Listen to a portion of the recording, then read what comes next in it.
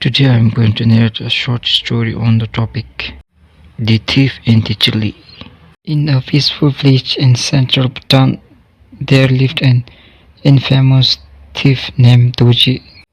Doji was known for sneaking into houses and stealing food late at night.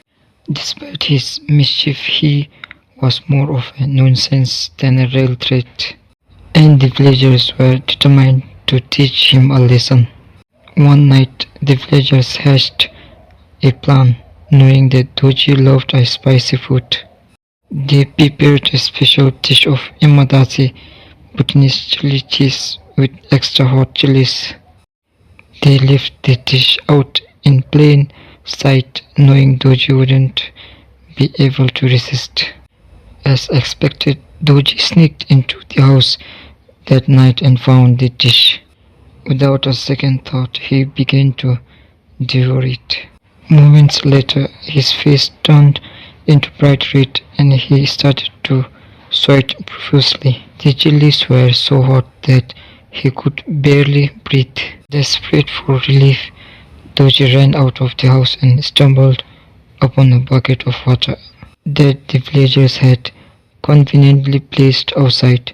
He drank his head into the bucket, only to realize it was filled with cold leftover imadasi from the previous day's meal. The villagers hiding nearby couldn't contain their laughter as they watched Doji frantically splashed around, trying to cool his burning mouth with more spicy food. Eventually, he gave up and ran to the river to soothe his tongue. After that night, Doji never stole from the villagers again.